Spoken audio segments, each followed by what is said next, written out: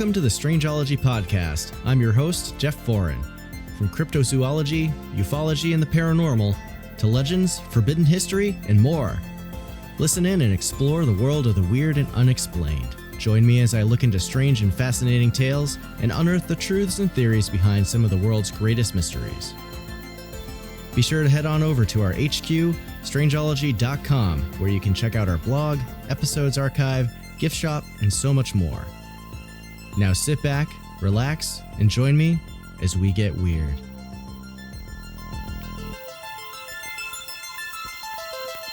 Hey, hello. Is this thing on? Wow. Welcome back, you beautiful and rocking humans, to the Strangeology podcast. It has been a minute, and thank you for coming back to listen to the show today. Thank you for being so patient while I've been on hiatus. And this is the first episode of my second season, and I've got a lot of big topics that I want to cover this season, and a lot of awesome people I want to talk to that I'm coordinating with to come on to the show to talk about all sorts of Fortean subject matter and high strangeness and all that good stuff that we love. So yeah, it's been a while, and I got to apologize real quick for my voice sounding a little bit rough. I'm a little stuffy. My family came down with a really gnarly head cold the other week that just kind of lingered, and we're doing better. Wasn't anything serious, thankfully, but I really had to take a break at the end of the last season from writing episodes and doing research and all that while I got my merch displays and set up all set for CryptidCon. It was a lot of just making shirts and getting signage done. And if you follow my social media, I'm sure you were inundated with videos of me pressing shirts with my heat press and all that stuff. And even after CryptidCon was over, my schedule has just been balls to the walls.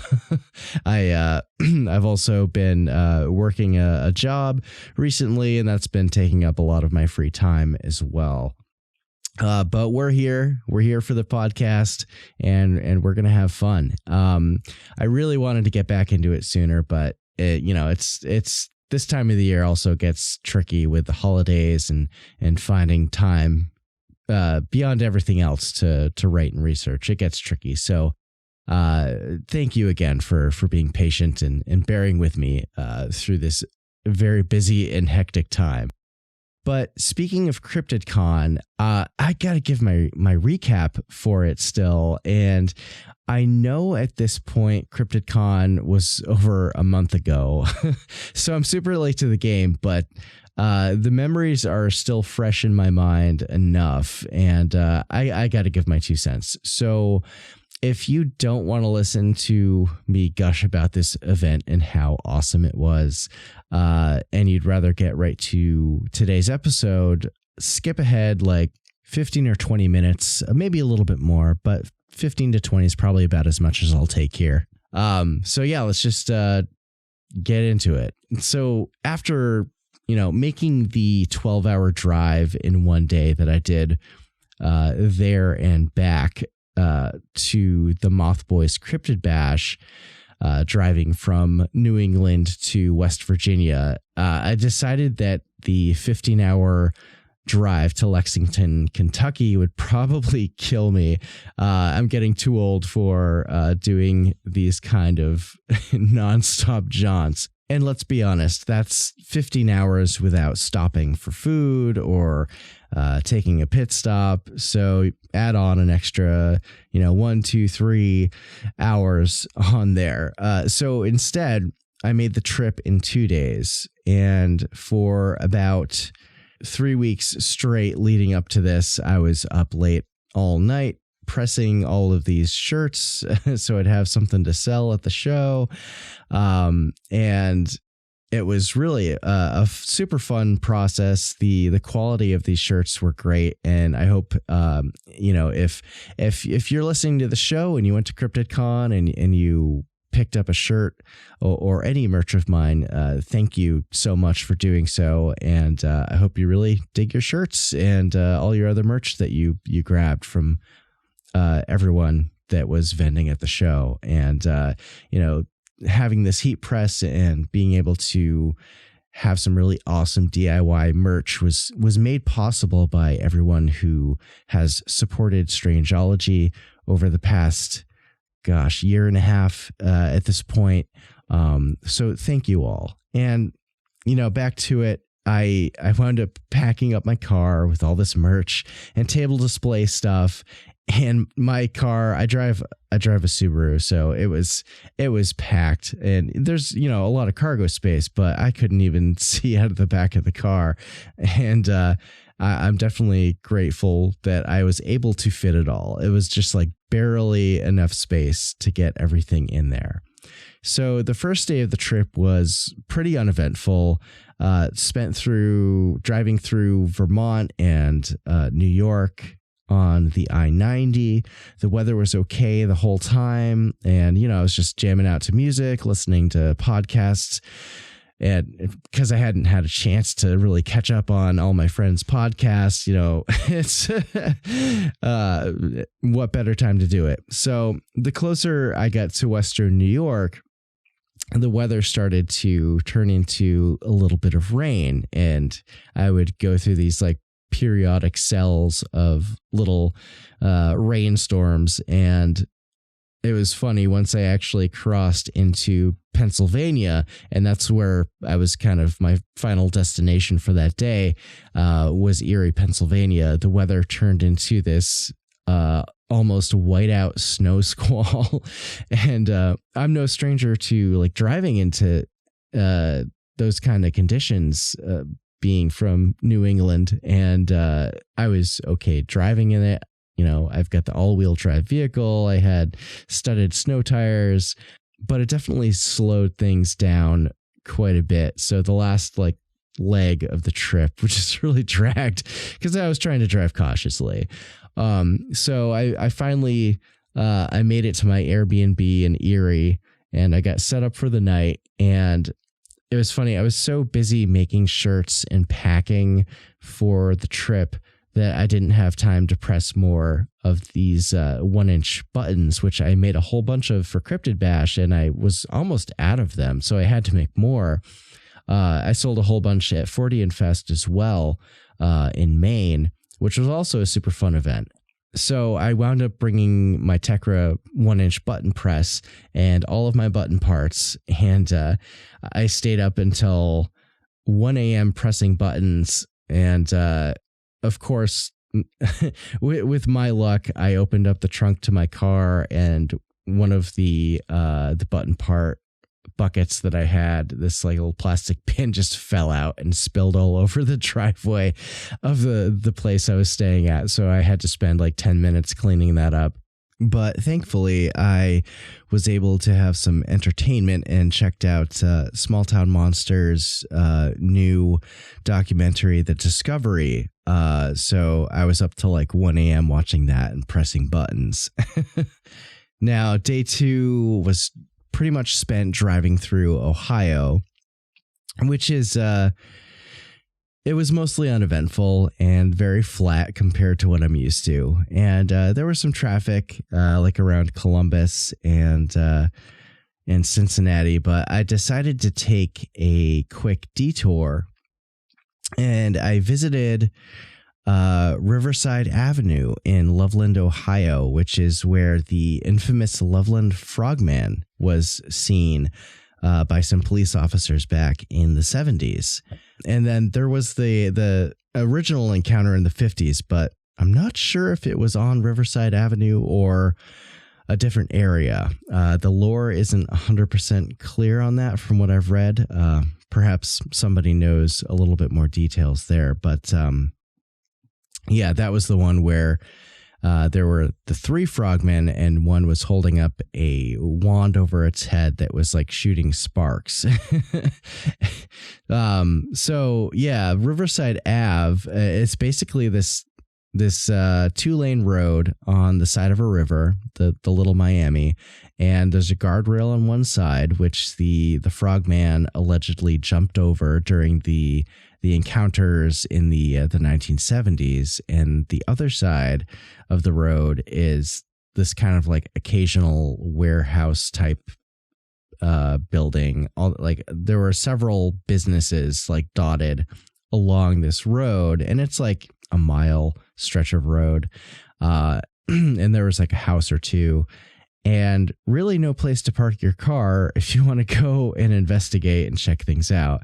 I did find one pull off, and I tried to go across the street and go into the woods near the river, and it was kind of a busy road, so it was a little bit sketchy, but once you get over the guardrail and into the thicket, it's pretty much like a 10-foot drop off down below into the river. So I figured that probably wouldn't be fun to, not only be cold hanging out there since it was freezing outside, but also to get wet in case I fell into the river and not sure how to get out. So it turned out there was a little dog park type area at the beginning of Riverside Ave, and I went over there to hang out, and there was kind of like a short little riverside path that dead ended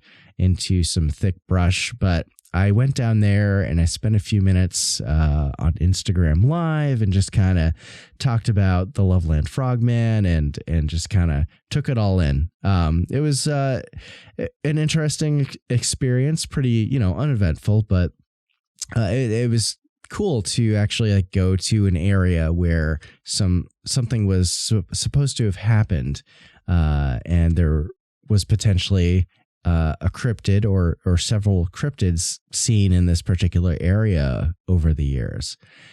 And it seems like Loveland doesn't have much stuff embracing the Frogman legend, which is kind of unfortunate. I didn't really get a chance to explore the town itself too much since I had to get back on the road. But if there's anyone that lives around that area, someone needs to make a museum or something there. I think that would probably be pretty good for the town.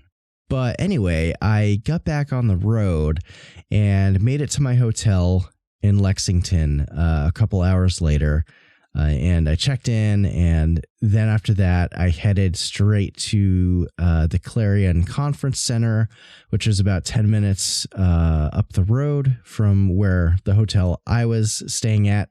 I tried to get a room at the Clarion, but I waited too long, typical me, and I couldn't get a room there. So I decided to go because vendors were allowed to take a few hours that evening to work on setting up their tables. And I'm glad I did, because CryptidCon started at like 9 a.m. on Saturday.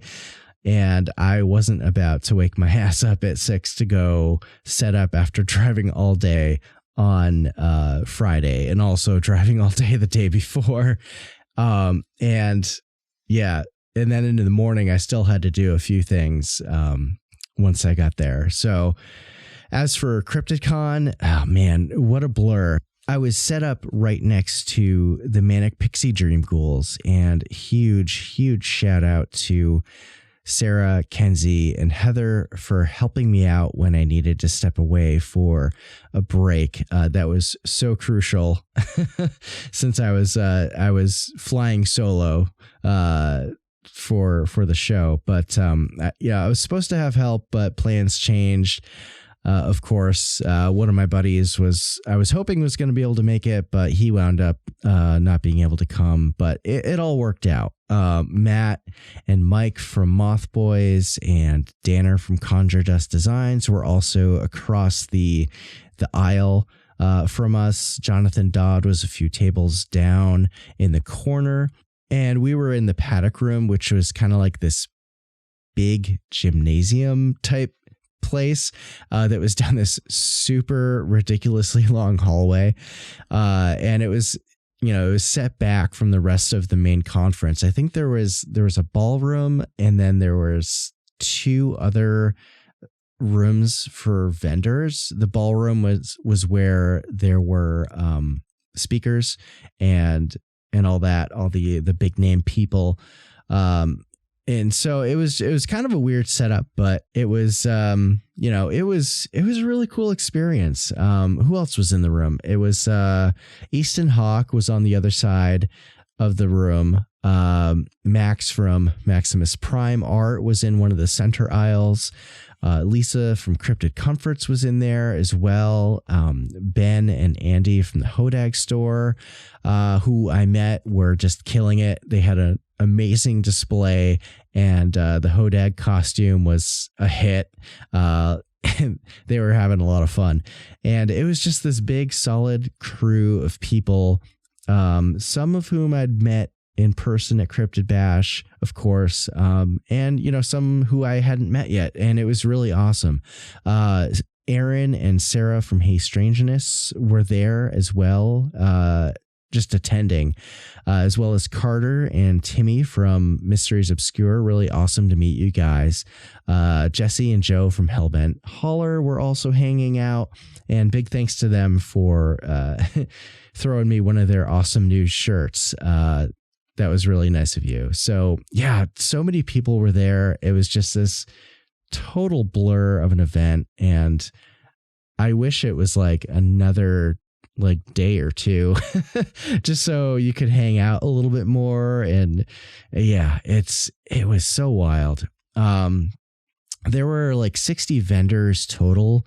And I think the final count, I think there was like 1,400 or so people that attended the event over the weekend, that's a lot of people for sure. MetaZoo Games, they had this awesome, huge presence there, which is really cool. Several of their employees and people would come around to all the different vendors' tables and hand out some cards. Got to chat with a couple of those folks, and it was just so overwhelming and spread out. And I remember like the last day, I was just scrambling around to try to get a few souvenirs for friends and family and stuff for myself. It's kind of funny just trying to get around to everything. I just remembered the Mountain Monsters crew was in the paddock room. So that was pretty interesting. Probably to draw people in. They were, they were rowdy and loud. I'll leave it at that.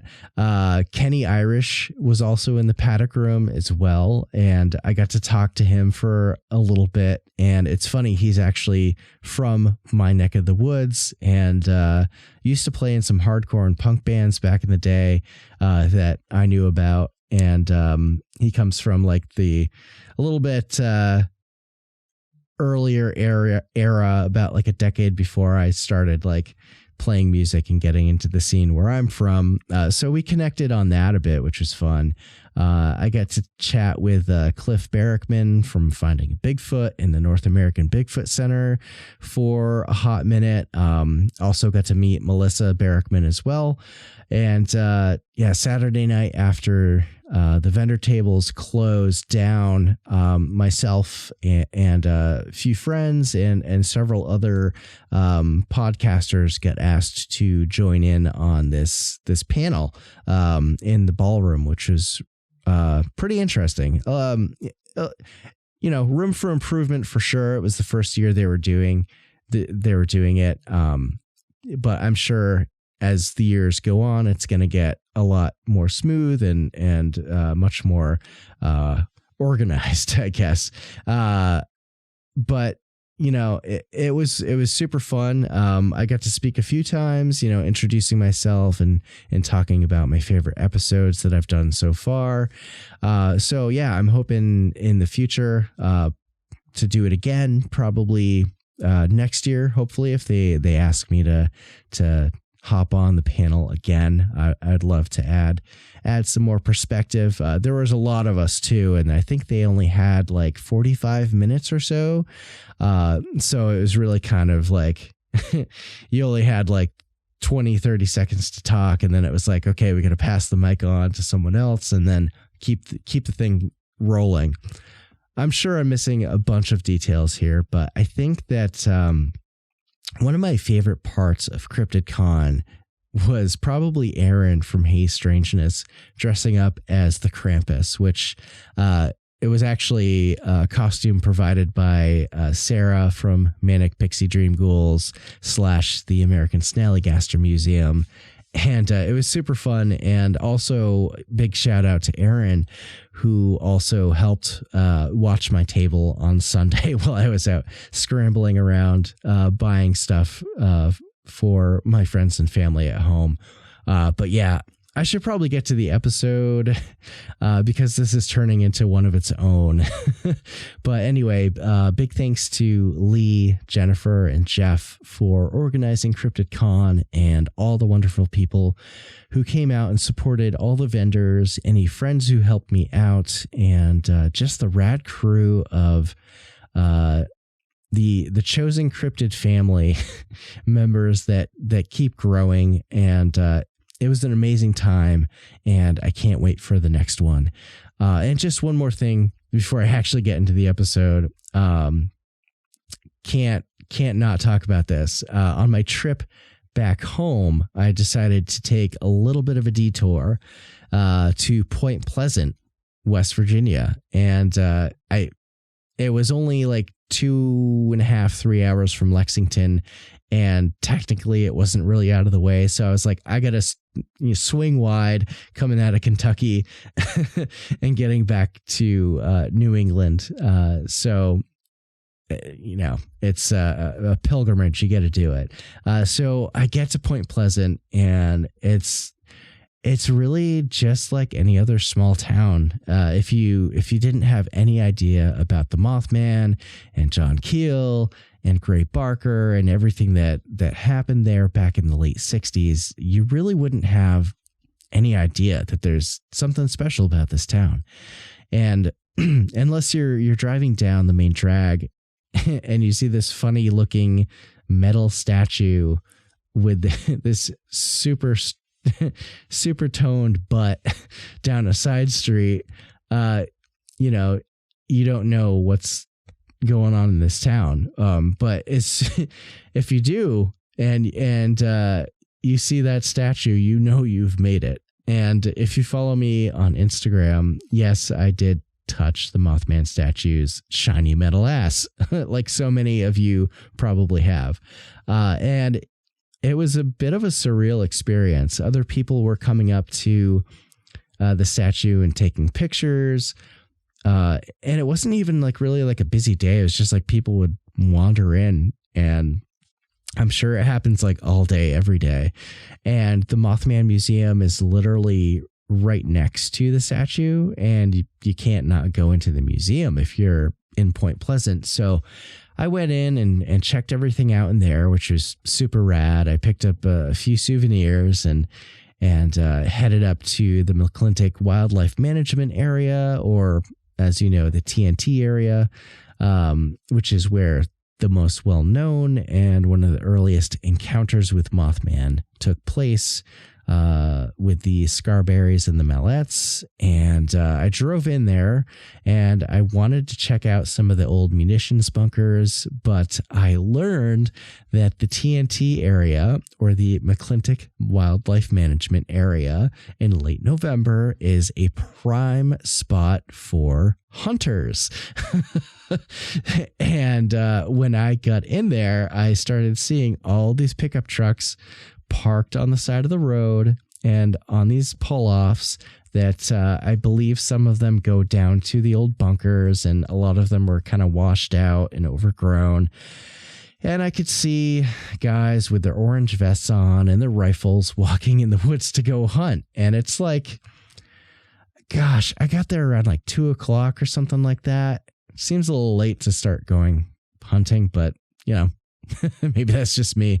So I decided it was probably not a great idea to get out of my car and go wander in the woods. I kind of drove around for a little bit, noticed like flooded old pathways, but the road was just not really well maintained. It was super ruddy. And I just kind of like hung out in my car for a few minutes and took it all in. And then I decided I should probably go and resume the journey back home. So if Mothman Fest happens in 2022, which fingers crossed, hopefully it does. This past 2 years have been completely wild and unpredictable. I do plan to go next year, and hopefully the Cryptid Gang and I can head up and do a proper tour of the TNT area, since a few people in the crew are much more familiar with the area and know where all the key spots are. So fingers crossed, everyone. But anyway, I hope that I didn't just bore the crap out of all of you. I know that this was a little late to the game as far as Cryptid Con reviews go, but the rest of November and early December just got stupidly busy, and now I'm back. And if you didn't guess by now, the topic for today's episode is going to be about Britain's Roswell, the Rendlesham Forest incident. So let's just jump into it.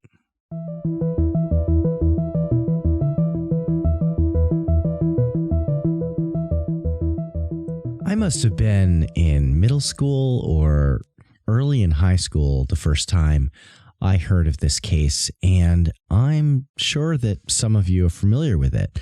This was one of those cases that always just kind of struck me and stayed with me, with the amount of details in the story, the credible eyewitnesses involved, along with the documentation and the audio recordings and accounts of some serious high strangeness, along with, the skepticism, plenty of skepticism, as well as debunking as well.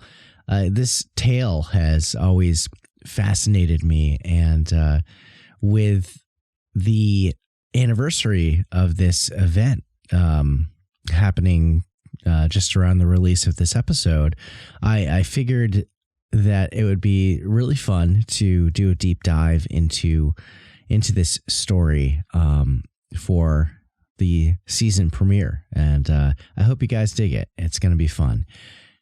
So just what was the Rendlesham Forest incident?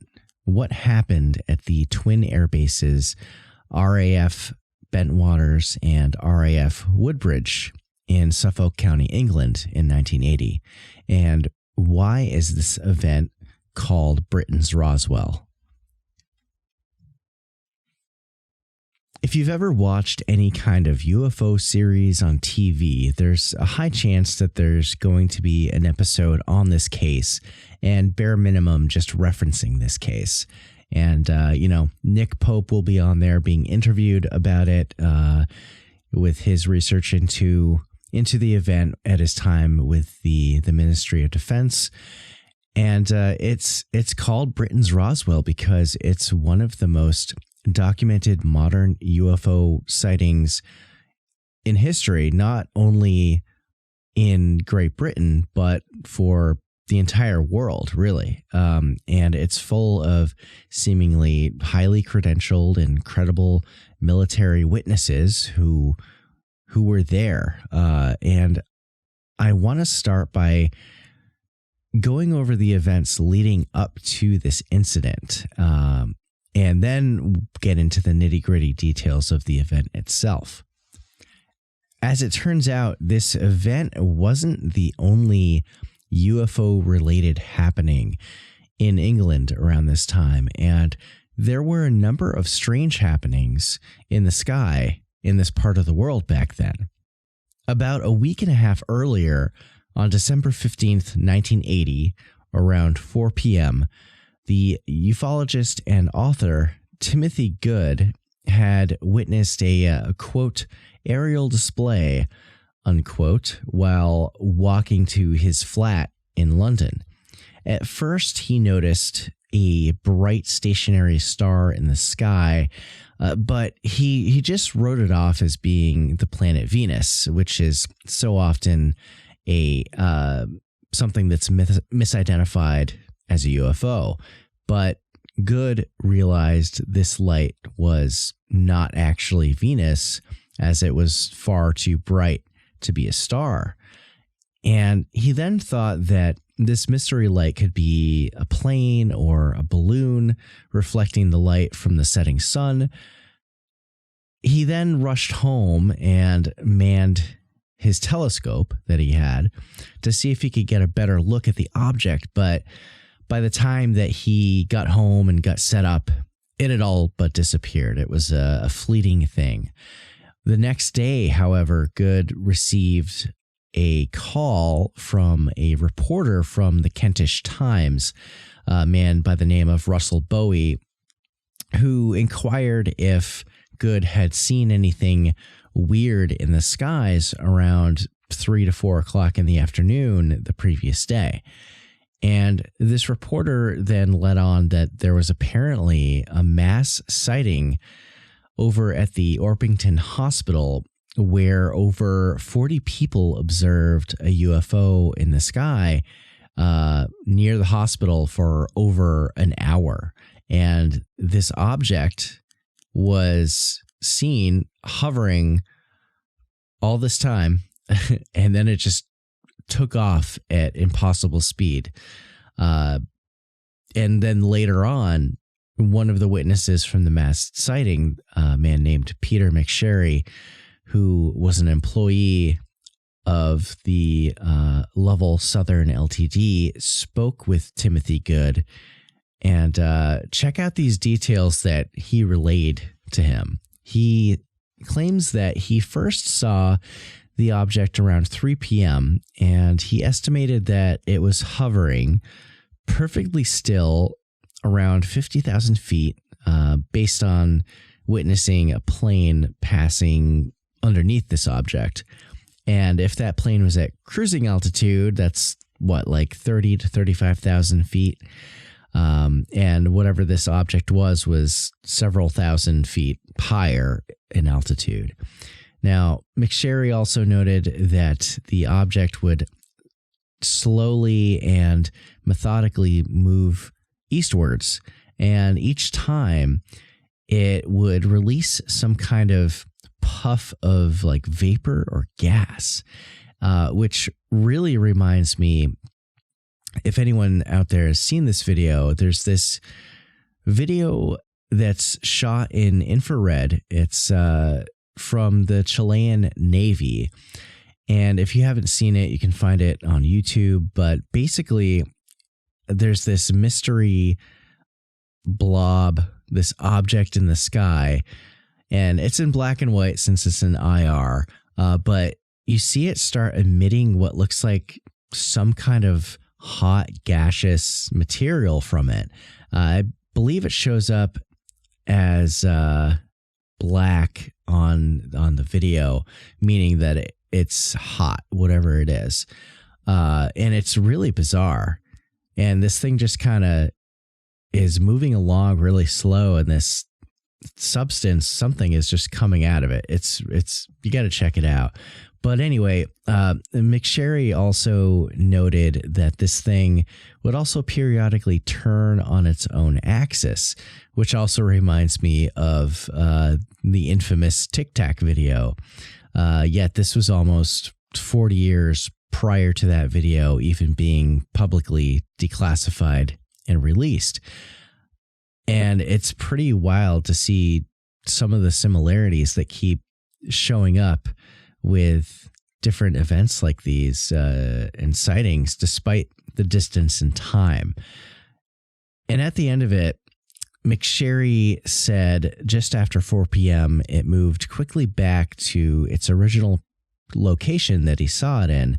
And about 4:15, the object pointed what he described as its nose upwards towards space.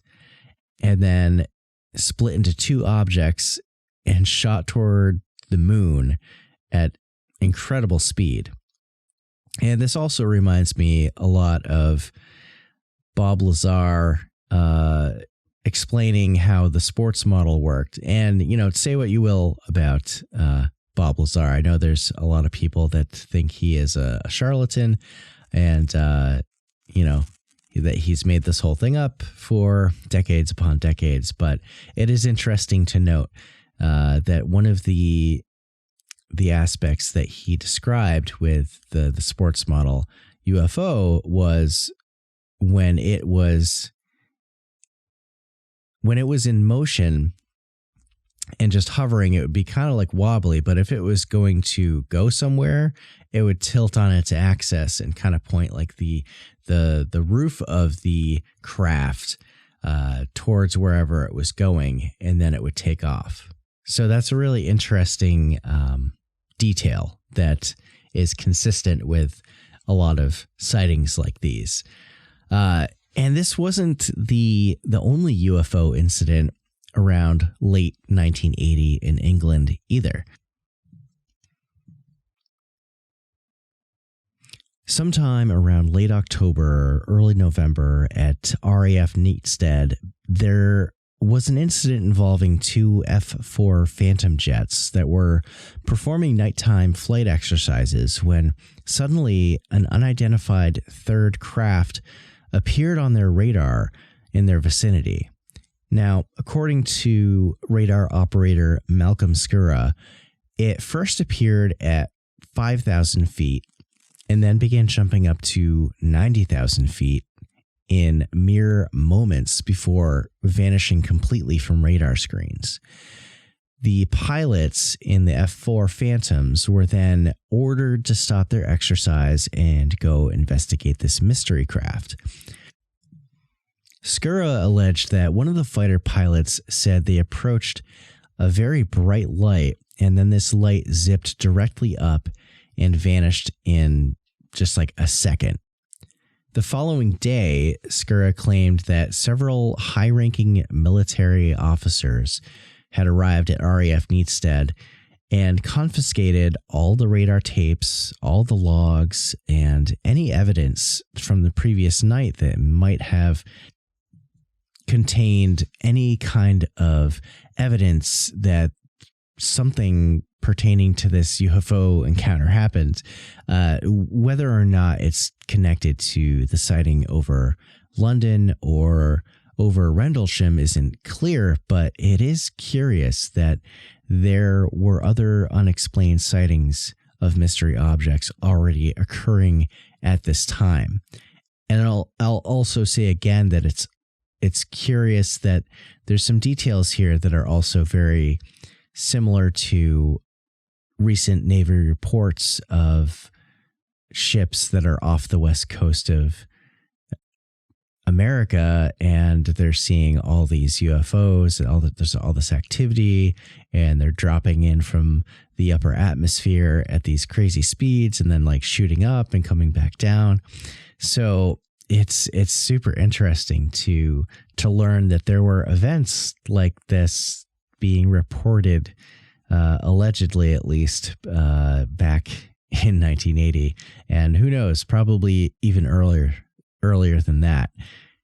So let's jump into the main event. Rendlesham Forest is it's almost a 6 square mile forest, and it's located in Suffolk County, England, right off the east coast, with the closest city being Ipswich, to the southwestish of it.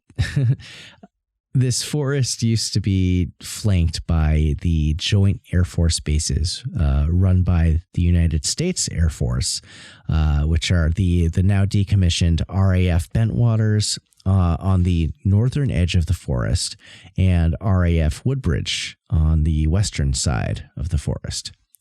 Now, it's just after Christmas, 1980, just after midnight on December 26th. Two American servicemen, John Burroughs, and he was an airman first class, and Jim Peniston, who was a staff sergeant, were on patrol duty at RAF Woodbridge, and they were having a pretty uneventful evening until they noticed a kind of strange light in the sky over the forest near the bases. And the two suspected that it could have been a crash or it could have been a landing happening, perhaps a helicopter performing an emergency landing of sorts. And that it didn't really look like a crash, but it looked like an aircraft that could potentially be in trouble. So they radioed their superiors and got permission from Master Sergeant J.D. Chandler to go check things out. Now, Peniston and Burroughs, along with another serviceman, Airman First Class Ed Cabinsag, piled into one of the base's jeeps and drove off into the forest to locate the source of the odd light. Eventually, the forest became too dense and drivable ground became non-existent. So they wound up having to park their Jeep. Now, shortly after, Sergeant Chandler arrived on the scene as well. And that's when things started to get interesting. Within moments, the four men noticed that their radios began to strangely malfunction intermittently, or it seemed like something was interfering with them.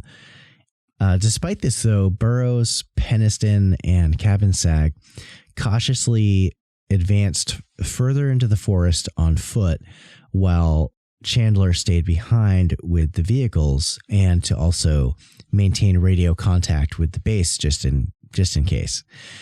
And the closer that Burroughs, Peniston, and Cabinsag got to the source of the lights, it became harder and harder to make contact with Chandler. So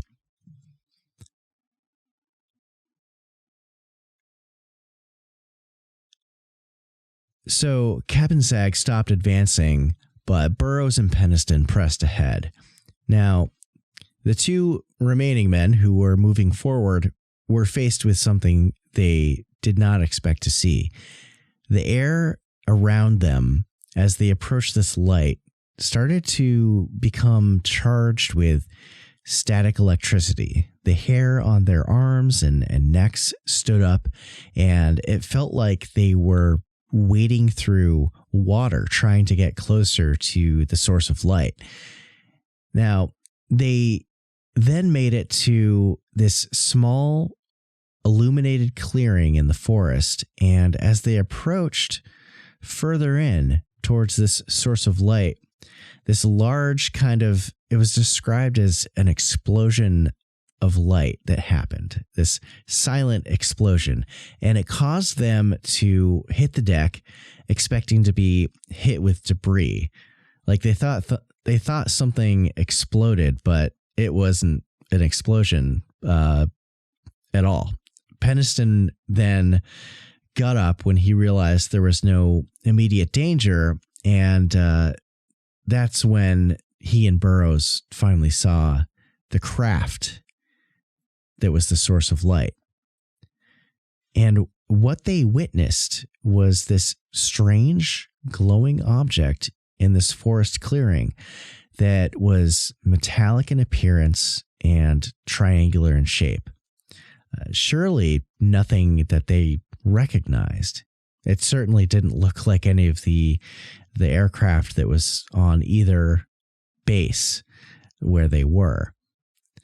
It was about 2 meters high and 2 to 3 meters across, and the light from this object illuminated the forest around it. And on the top of the craft, it was said that there was a pulsating bank of red lights on it, and on the other side, there was a bank of blue lights.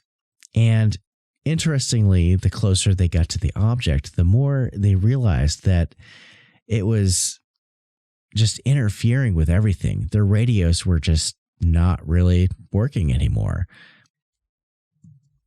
And at that point, Captain Sag was ordered by Peniston to return back to the Jeeps with Master Sergeant Chandler. And Peniston and Burroughs then got within 50 meters of this object. And at that point, they probably realized that they're dealing with something pretty strange.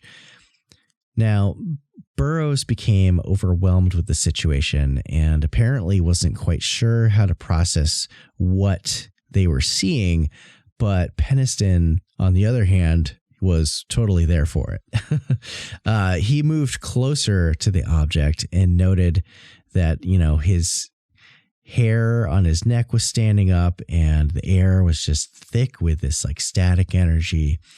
And when he got within 20 meters of the object, he could make out more details. And he described that the surface on this object looked smooth and shiny.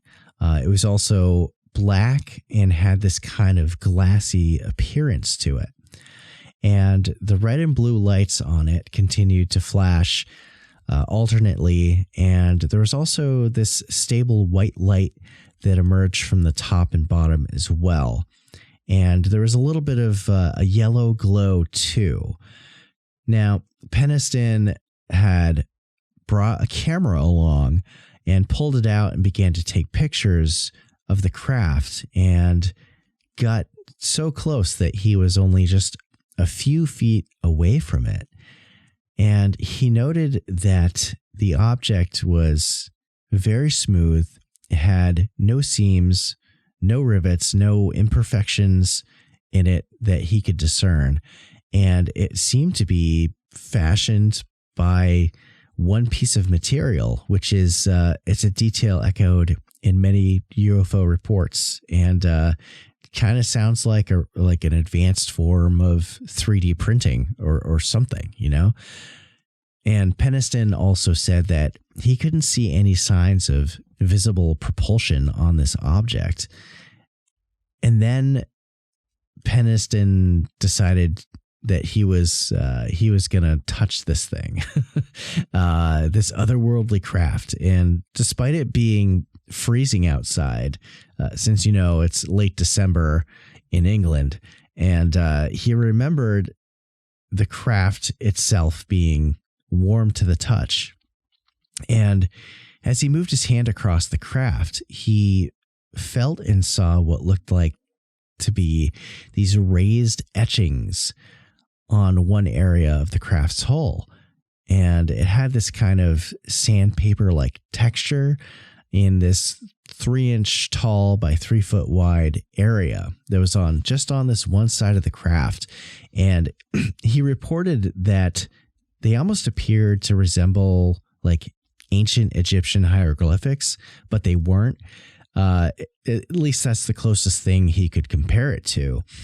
And when he touched these odd symbols, he said that everything became this brilliant white light color.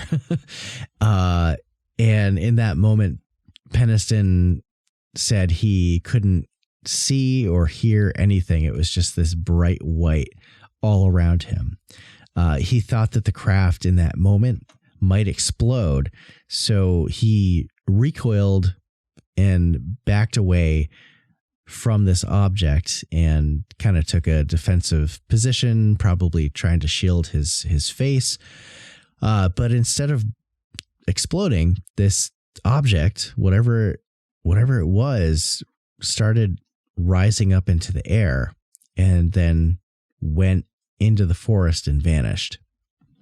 And in the reports, it was said that nearby farm animals could be heard going into this loud frenzy, like something was shaking them up. And the last thing that Peniston remembered from this craft was its blue, red, and white and yellow lights illuminating the forest below as it disappeared from view. Now, Peniston would later note that he didn't physically observe occupants in this craft, but he had this gut feeling that somehow there was something alive and intelligent to it. After the encounter, he wrote a lot of notes in his logbook, and one excerpt stated that in that moment, I knew this craft's technology was beyond what we could engineer. Penniston and Burroughs then returned to the base, and they were debriefed. And the debriefing essentially were the superior officers telling them to forget they ever saw anything. And interestingly, during that time, which was now around 4 a.m., a bright object was actually witnessed by other personnel at the back gate of the base. But whether or not it was the same craft isn't clear. And then at that point, local police were called in to investigate in these early morning hours, and they also came back again around 10:30 the next day in the morning. But more on that a little later. So Penniston and Burroughs are sitting there. They've got superior officers telling them to forget what they saw, never say anything, getting threatened. And naturally, if you know what you saw, you're probably going to suspect there's some kind of cover up afoot. So the next day, the pair discreetly returned to the site of the encounter to investigate to see if there were signs of anything that could tell them their experience was real and that it happened. And to their surprise, when they arrived, they apparently found these 3 depressions in the ground in a very specific formation, exactly where the craft was in this clearing in the Rendlesham forest. Penniston apparently also had access to some casting material and wound up making plaster casts of these impressions. And then, if this wasn't a weird scenario already, things took a turn for the bizarre. Later, when Penniston returned to his room on the base, he claimed that these strange visions of ones and zeros started to rush into his mind. This vision or force, whatever it was, apparently compelled him to write these numbers down in the order he would receive them in his head. And not too long into the process of writing down all these ones and zeros, he realized that this might be binary code, but this apparent otherworldly message wouldn't be decoded for some time until it was given to a man named Joe Luciano, who was an expert in the binary language. And what was in this message raises a lot of questions if it's legit. So check this out. The message reads, "Exploration of humanity, 666-8100. Continuous for planetary advancement." Now that's pretty interesting, right? The message then listed a series of geographical coordinates that all pointed towards significant historical areas and monuments all around the planet, like the pyramids on the Giza Plateau in Egypt, the Nazca Lines of Peru, the Temple of Apollo in Greece, Taishanku in China, Sedona, Arizona, and even an area in the ocean just off the western coast of Ireland, which some legends say was the location of a mythical island called High Brazil. Kind of like an Atlantis-type lost civilization that sunk into the sea. Another part of the message also stated eyes of your eyes, and some take that to mean that there's a potential time travel element to this. And some think that the 8100, the 8100 in the first part of the message is indicative of an origin year, and that it may point to this craft not being from extraterrestrials, but instead time traveling humans from 6,000 years into our future. Now that is a very interesting theory. It's super interesting because the default idea here is that, you see a UFO, it's always aliens. But at the same time, people have said, if time travel is real, where are all the time travelers? Perhaps this case is evidence of such technology. I mean, there's tons of theories as to what the UFO phenomena is, what this intelligence is, what it's doing. Seems like it's been here for a long time and will continue to be. Are they aliens from another planet? Are they ultra-terrestrials? Are they interdimensional beings? A breakaway civilization? Are they the devs for the Game of Life simulation? Or are they us from the future? Or maybe some kind of combination of all of these things?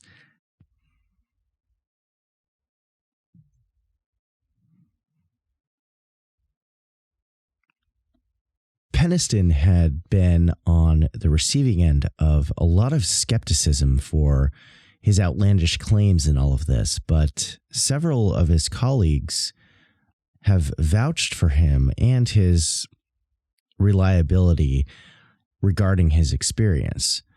So there's something to be said for that. Now, let's get into the Halt Memo and Charles Halt's infamous recording and encounter. So obviously this incident didn't end with Peniston, Burroughs, and Cabin Sag's encounter with the craft. It turns out the following day, Colonel Charles Halt, I believe he was a lieutenant colonel at the time, he was the deputy base commander of the joint RAF Woodbridge and Bentwaters Air Force bases. And he arrived there, and it was found that the following day after this close encounter, there apparently was this significant increase in the background radiation all around the base, and teams were sent out to investigate to see what was going on. And the teams that went out found increased radiation on trees within the Rendlesham forest that were on the sides of the trees that were facing in the direction where this UFO had landed, which is pretty interesting.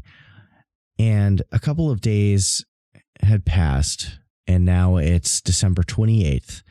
And word had got out on the base that the UFO seemed to have returned.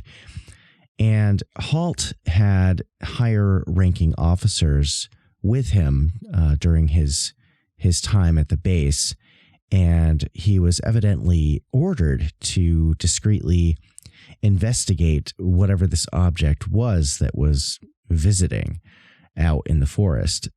However, it would seem his superiors asked him to go about this investigation in a way to kind of disprove and debunk the previous sighting by Peniston and Burroughs, and just kind of delegitimize the whole thing, because I would wager that they didn't want a story about a UFO somehow leaking and getting out, especially during the height of the Cold War. Now, after receiving his orders, Halt took a team out into the forest to see what was going on.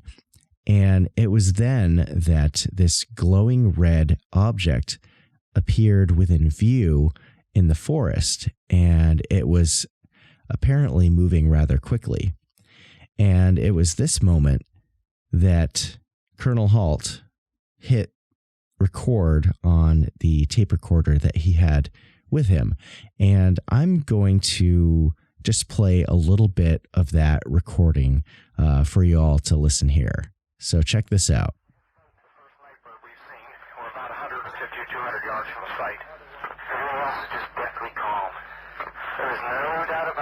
type of strange flashing red light ahead. It's yellow. I saw a yellow tinge in it too. Weird.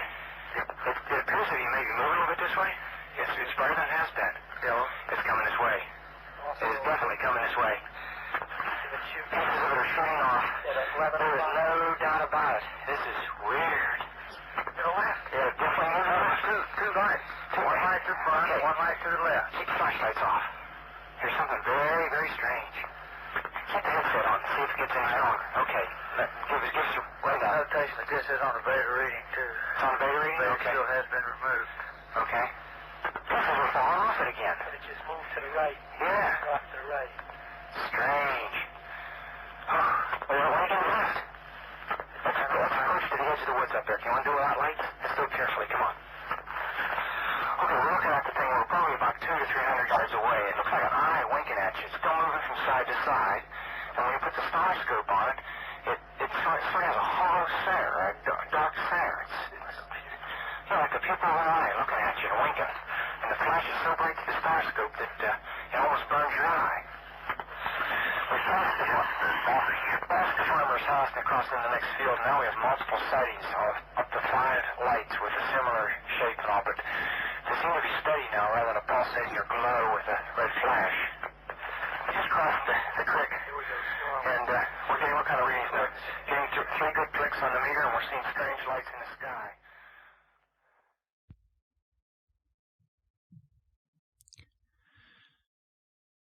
So this recording, it's one of those pieces of evidence that since the first time I ever listened to it, it's made me think that whatever happened on these nights back in December of 1980, it was legit. And the way that Colonel Halt and the other personnel are speaking with anxiety and fear, curiosity too, for sure. And these are military officers. It just seems authentic to me. And the play-by-play of what's happening, from taking readings of the radiation levels in the area and this blinking red, yellow mystery light that just seems completely alien to them. And then it starts moving through the forest and heading towards Halt and his team. And then this thing has pieces that they describe as shooting off or falling off of it before it shoots up into the sky and splits into these 5 white objects, and then they all zip off and disappear. It's just this totally bananas situation.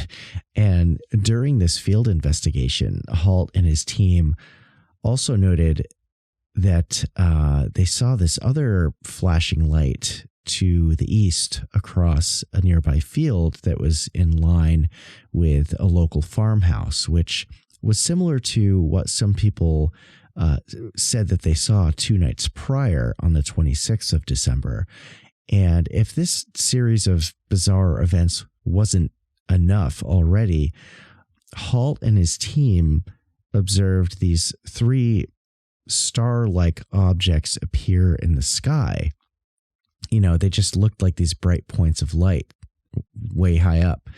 And the brightest of this trio would periodically shoot some kind of beam down to the ground, like literally only a few feet directly in front of them. It's like, hey guys up there, you're cutting it a little close down here. And the brightest craft was observed for close to 3 hours that evening. And during this observation, this craft advanced towards the Woodbridge Air Base, where some bunkers were. And this UFO then systematically fired beams into each of these bunkers throughout the base. At least that's what was reported. Now, what's really interesting is that in the tape recording, Halt states that he has confirmation from Bentwaters that the radar operators over there said that they had observed some object pass through their radar screens within 2 to 3 seconds. And the scope that the radar covers is this pretty wide area, several miles. And this means that whatever this object was flying at probably thousands of miles an hour. And then the object came back into view on the radar scopes and stopped over the Bentwaters base water tower. And then they saw it move towards the forest where Halt and his team were. So there's all sorts of activity happening, and it's all being documented. There's this team out in the forest checking out the red blinking light object. There's objects in the sky, objects being seen on radar. It's just it's a party. Now, Halt never confirmed this due to an oath of secrecy, no doubt, but other reports and sources from different researchers over the years assert that the RAF Woodbridge and Bentwaters sites housed nuclear weapons in secret at the time. And there's a lot of reports of military installations that have nuclear weapons and have had UFOs show up, and somehow they're able to remotely mess with things at the base, like deactivating missiles or activating them only to shut them off at the last second. Playing some kind of game of chicken, I guess, intergalactic chicken. And, it's like they're saying, hey, humans, you shouldn't be messing with this technology. And, oh, hey, also, we can control it, and there's nothing you can do to stop us. So it's a pretty interesting phenomenon surrounding that. Terrifying, but interesting as well. Now, after this incident, one of the Air Force's top-ranking generals in Europe at the time, General Gabriel, was reported to have visited RAF Bentwaters and Woodbridge, and allegedly, when he arrived there, he came into possession and removed several items of interest pertaining to the investigation of the UFO, or a series of UFOs, really, that visited these bases between December 26th and December 28th. And despite the MOD and military officials downplaying this event, it seems like if some of the top brass of the Air Force got involved, something important enough must have happened to get them involved and potentially be part of some kind of larger cover-up operation. Now, Halt's memorandum, widely known now as the Halt Memo, is the reason why we know about this incident. And although Halt sent the memo to the UK's Ministry of Defense, it was basically dismissed. But as fate would have it, in 1983, a few years after this event, the memo would enter the public domain via a United States Freedom of Information Act request, where it would land into the hands of UFO researchers. And the British tabloid paper News of the World, not that it lends credibility to it, but it's just kind of a funny little factoid. They published a headline after all this documentation came out that said UFO lands in Suffolk, and that's official. Now, despite this memo entering into the public's hands, it was clear that some details of this incident were omitted, and a copy of Halt's tape recording during his investigation wasn't even released until a year later in 1984. And it was actually released by a Colonel Sam Morgan, who actually assumed command of the base after Colonel Ted Conrad had no longer been in charge of it. So fast forward decades later, we're just going to do a time jump here to 2010. And there's some new revelations about this case from the now retired Air Force colonel regarding Peniston and Burroughs. In a documentary about the Rendlesham Forest incident by former police detective Gary Hesseltine and his wife Lynn, Gary interviewed Charles Halt, and during their discussion about what had happened on those nights back in 1980, Halt made an admission, which apparently he had never uttered before, that Peniston and Burroughs were unaccounted for on December 26th for some time, and Halt had suspected that the two might have actually been abducted by the craft. And that same year, Halt had signed a notarized affidavit which seemed to confirm and summarize the events that took place at RAF Woodbridge and Bentwaters between December 26th and 28th, 1980.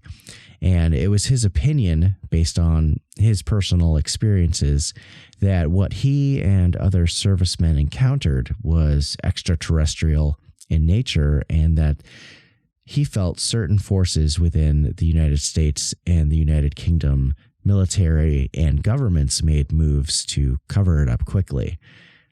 However, there are some who have refuted Halt's claims, of course, such as his former superior officer, Ted Conrad, who he was the base commander at Woodbridge at the time, and Halt was the deputy. So he was kind of like second in command. And Conrad had asserted that nobody saw anything resembling what Halt had claimed. No landed UFO, no strange lights in the forests or the skies, nothing shooting beams down on the ground. He even took shots at Peniston's story about touching the UFO and pretty much just said it was all made up. It was all a hoax.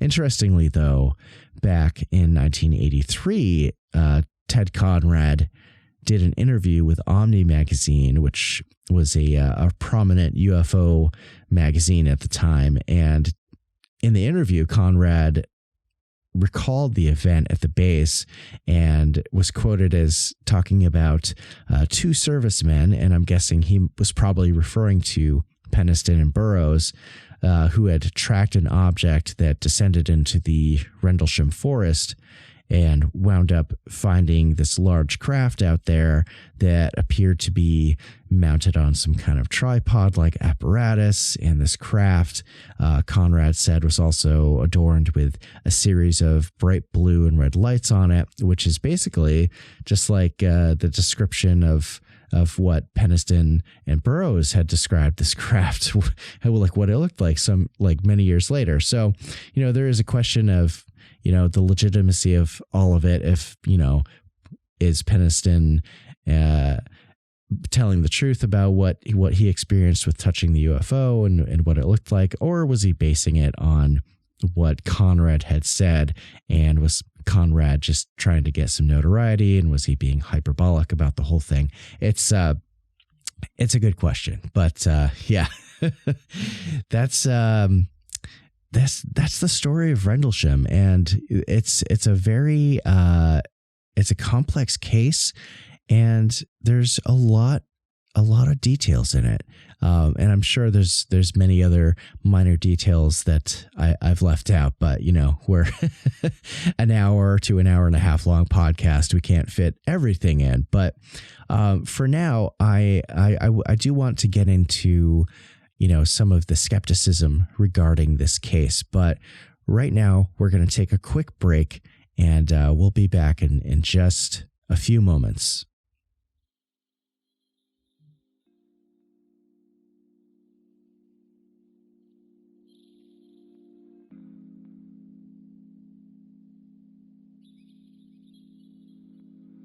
And now we're on a quick break for a Patreon member shout out.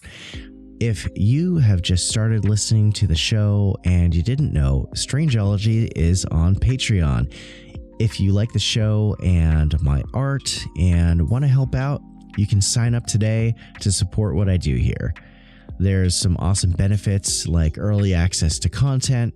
There's merch discounts, exclusive merch, VIP room access to my Discord server, and you also get access to Strangeology Beyond, which is my Patreon members only episode extension, where sometimes I will go an extra 30 to 45 minutes or even more at the end of each episode.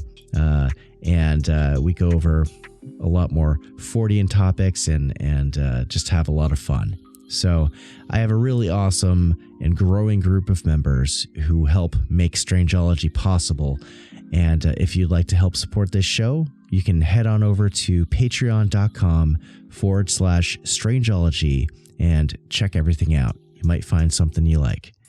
Shout out to Alex Dorgan, Alyssa, Mystic Novelty Company, Appalachian Huntsman, MetaZoo Games, Greg Morrill from All the Weird, Sean Colon, Miranda Jarnot, John Hickenbottom, Maureen Asmat, Gail Frederick, William Malcolmese, Maya Shanton, Adam Flynn, Connor Boyle, Ryan Holiday, and Cassie Maratzen. So thank you all so much, and if you do sign up, just know it helps me out a ton, and I'm super grateful for it. All right, now let's get back to the episode.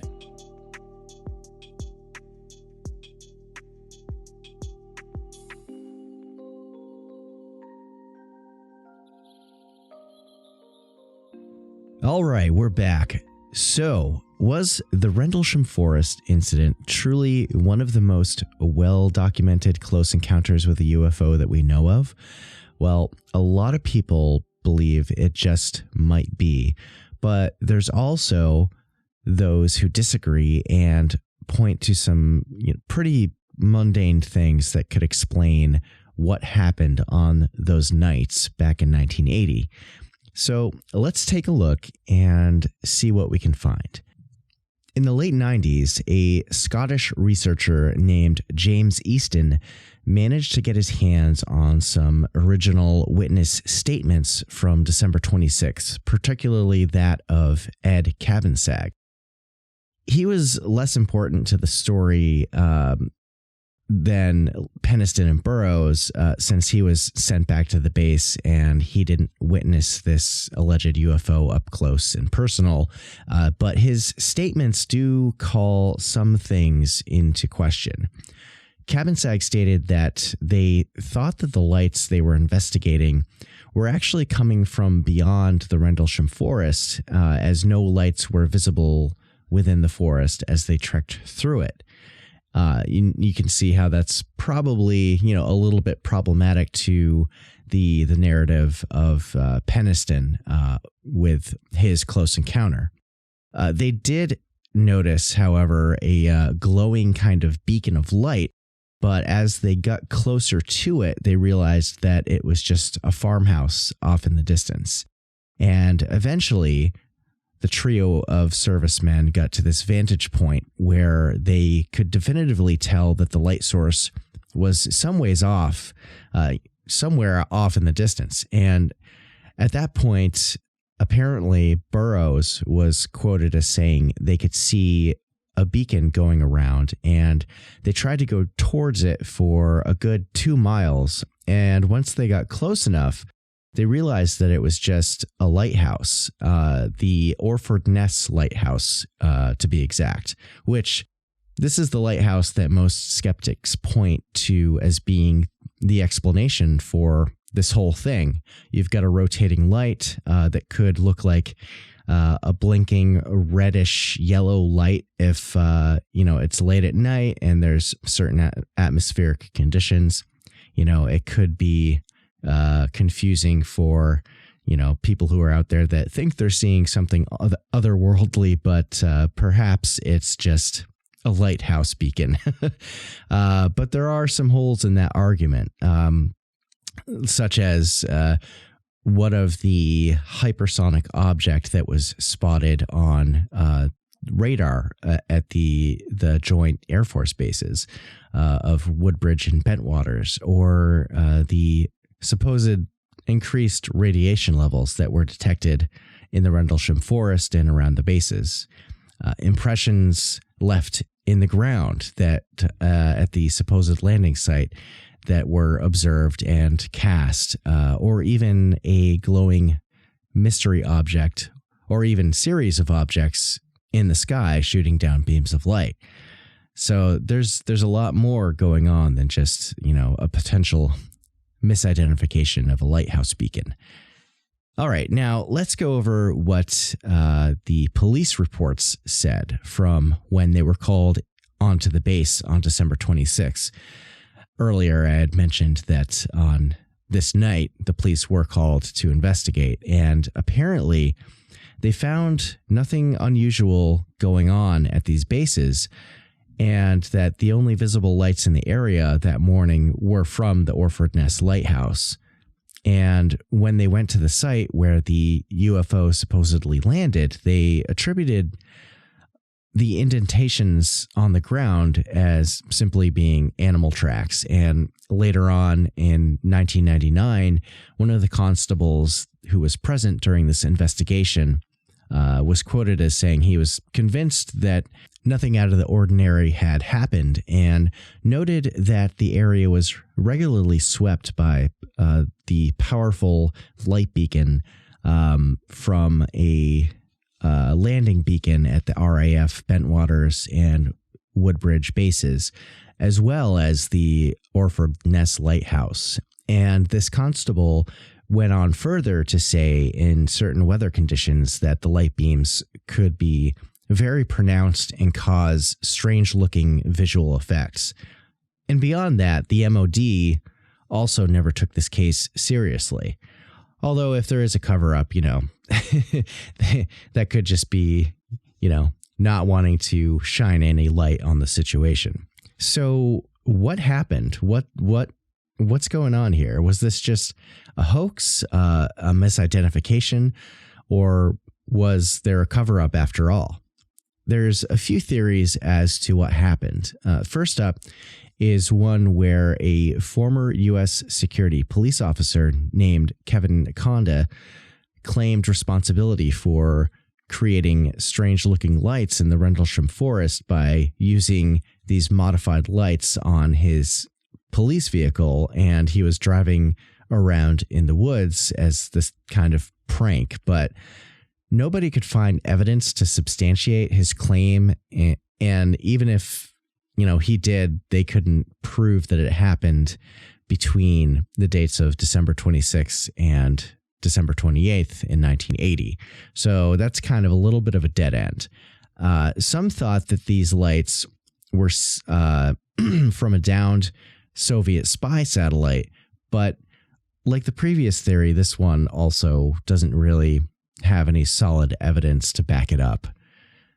Then there was this local forestry worker named Vince Thurkettle, and he was in the area during the incident at the time, and somehow he had heard that something landed in the Rendlesham forest, and he claims he went to go investigate, but he was heartbroken when he found out that it was nothing, and he found the supposed landing site, and all he saw were these 3 rabbit scrapes on the forest floor in the rough formation as a triangle. So that explanation could potentially, be what Peniston thought were indentations from landing gear from the craft that he supposedly encountered.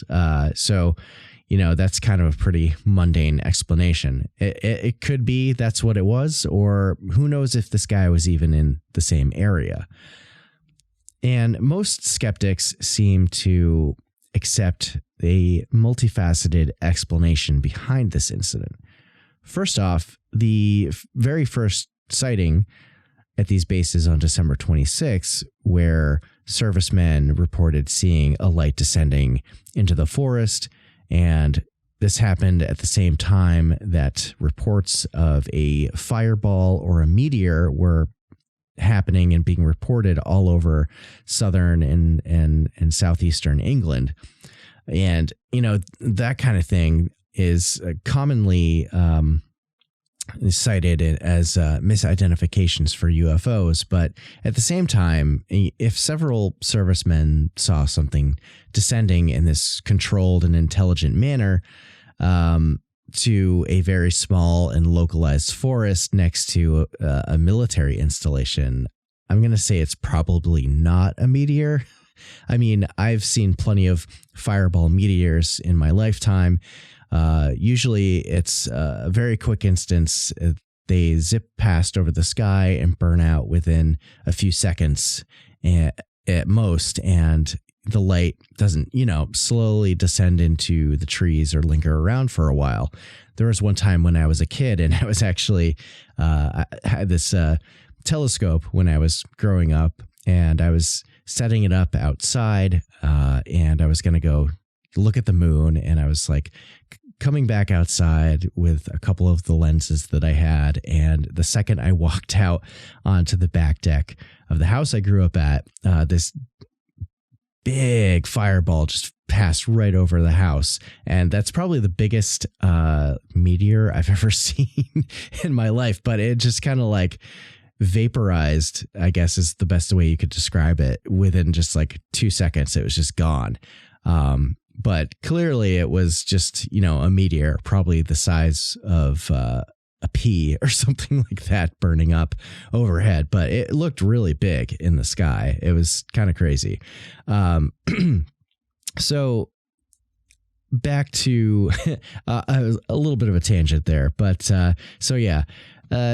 meteors don't descend slowly down into trees and then linger around on the ground for a while. And although there were markings on the ground in the spot where Penniston claimed the UFO landed, these marks were dismissed by police and this other guy, Vince Thurkettle, as being the result of local wildlife like rabbits digging holes. And the other piece of the puzzle is the flashing light, which was seen in the same direction, apparently, as the Orford Ness Lighthouse. And during Halt's investigation on the 28th, he noted seeing a bright light off in the distance in the general direction of the lighthouse as well, which coincidentally also had the same kind of flash rate. So, that very well could be what they were seeing partially, but it seems like there's still some unexplained things about lights coming in the sky and, dropping down from 90,000 feet in altitude in mere seconds, or zipping by a radar screen that covers several miles and coming back and just stopping. I feel like there's something else going on here, but there's plenty of explanations, as we can see here, that do kind of, make this sound like it probably wasn't anything. But again, I'm not entirely convinced that nothing happened. The skeptic Brian Dunning, who I've mentioned many times before on this show, he believes that the Rendlesham Forest incident was just a way for those telling their story to get TV deals and make money. And perhaps that's the case. But despite this whole thing being somewhat explainable in certain instances, there is still a chance that something unknown, something secret went down back in that forest in 1980. And then on the other hand, you have investigators like the former Ministry of Defense member Nick Pope, who had spent a significant amount of time looking into the Rendlesham Forest incident and speaking with most of the key witnesses that were there during this event. And Nick Pope has noted that it seemed that during the initial investigations, the UK was displeased that the United States had removed some evidence on this case and didn't notify the MOD. But they weren't sure. He wasn't sure if there was a deliberate attempt to cover something up, but something that sounded a little bit suspect. And Nick Pope is of the opinion that there are really only two possibilities of what happened on those nights. Number one, there was an intrusion into UK airspace and a landing by an unidentified craft in the Rendlesham forest, or number two, the deputy commander of a then operational and potentially nuclear-armed U.S. Air Force base in England, and several of his enlisted servicemen were hallucinating the whole thing or simply lying.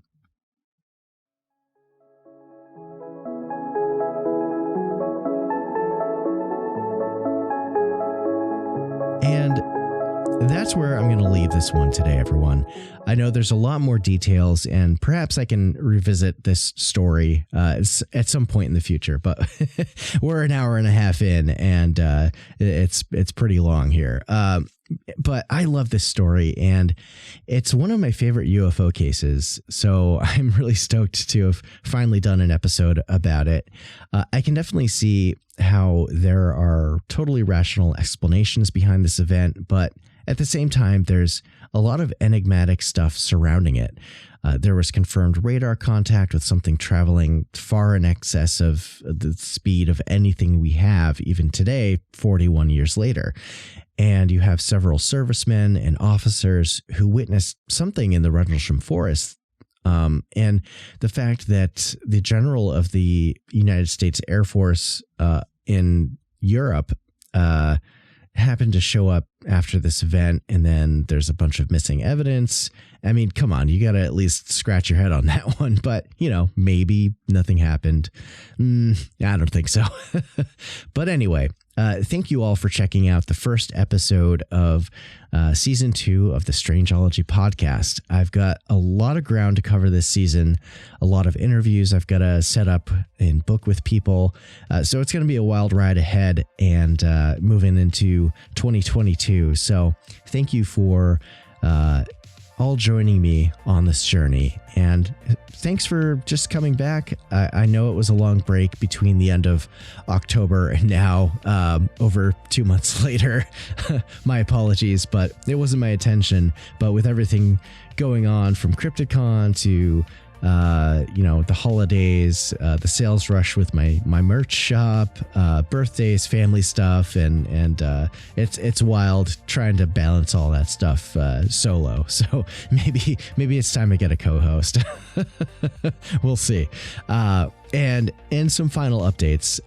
The show is quickly approaching 10,000 downloads, which is awesome. I just checked as I was recording this episode.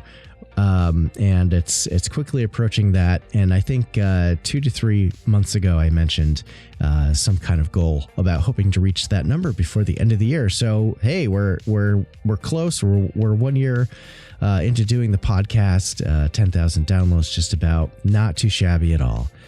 So thank you again, everyone, for downloading and sharing my show and really liking what I'm doing with Strangeology. This is a lot of fun. It's kind of living the dream, and I'm having a blast here. And thanks again to all of my Patreon members for supporting me.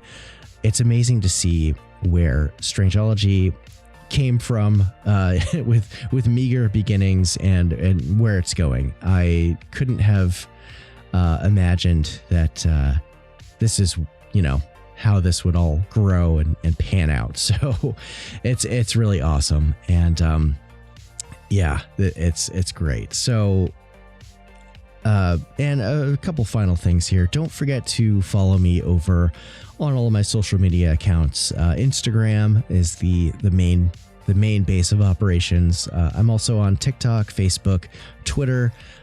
Please sign up for my email list over on Strangeology.com. I promise I don't spam anybody. It's pretty much just for big updates, and if occasionally I'll send out a coupon code or something like that for my shop. So definitely don't want to miss out on that if you dig my artwork and want to buy some merch and support me that way. And if you ever want to leave me feedback or just send a nice message, you can email me as well. You can find the contact info on my website or just hit me up in my DMs on Instagram. I respond most of the time. And also, another reminder, being the new season, my hotline for calling in with your stories is always open. The number is 802-448-0612.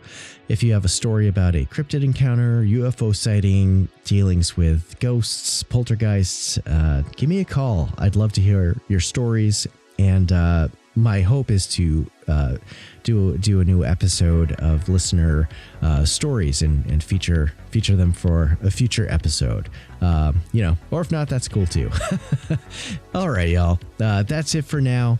And stay tuned for some more really awesome stuff to come for 2022. And for my Patreon members, stick around after the quick break I'm going to take here. I'm going to dig into the ancient mystery and legends of High Brazil, which is one of the supposed coordinates that Jim Penniston received in that binary code that was beamed into his brain after he touched the UFO in the Rendlesham forest. So, as I always say, take care of yourselves and each other and keep it strange. And also, since it's the end of the year, have a very happy new year and stay safe out there, everyone.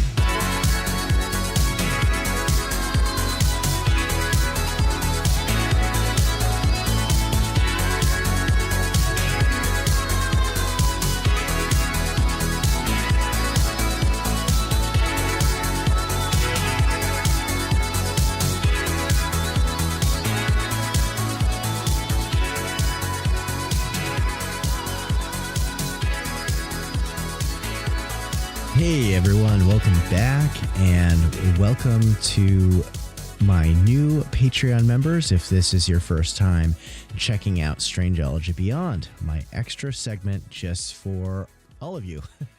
So I wanted to look into the story and the legend